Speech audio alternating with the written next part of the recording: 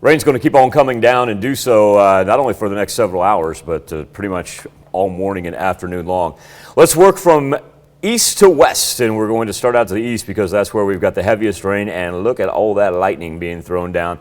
Just kind of barely skirting our counties, but you can tell that's actually going to increase our accumulation numbers very, very quickly. Also, too, we've seen the expansion of the severe thunderstorm warnings in that same area.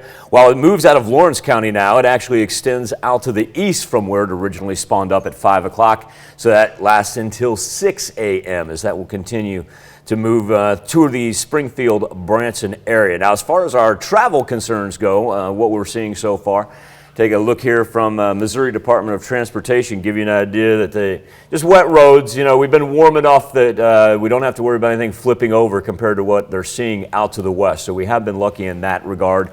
Already an inch of accumulation of rain at Joplin Regional Airport. And like I said, we still got quite a ways to go. So we'll end up with about 2.5 inches by the time it's all said and done. Let's go ahead and work our way to the other side of the map because that's where we've got high wind advisories for southeast Kansas. We're going to have 25 to 35 mile-an-hour gusts coming in from the north, and doing so, pretty much expiration time on this one, pretty much until the afternoon hour. I'm a little bit surprised that's not going to be extended.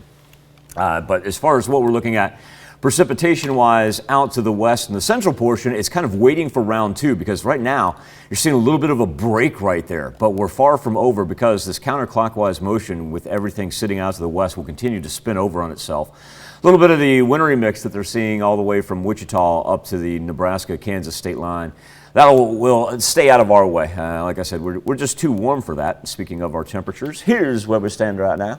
Anywhere from really 40s to 50s. We don't have anybody who's even dropped down to the 30s as of yet. And 50 looking like the dominant number. So temperatures not too bad. Just a matter of trying to stay dry out there. There we are over a wet 7th and range line in Joplin where the airport's just like, I haven't woken up yet, Michael, so I'm not going to feed you any data yet. And I'm like, okay, airport, I get it. Rod makes great coffee, and I'll bring you a cup out there at the airport. How about that? Skywatch Storm Tracker showing you that we are on the far southern edge of that system that works its way up toward the Great Lakes. And then you get that gap right there in the middle of the Show Me State, and then it becomes additional thunderstorm activity from the Tennessee River Valley all the way down to just about the Gulf of Mexico. Weather trend today, our temperatures will continue to drop as the front spins over on itself. So I'd go ahead and make sure you got a jacket with the umbrella as well. And here's what Future Track will have in store in that timeline. It's just a slow mover. It's not in a hurry to get out of here.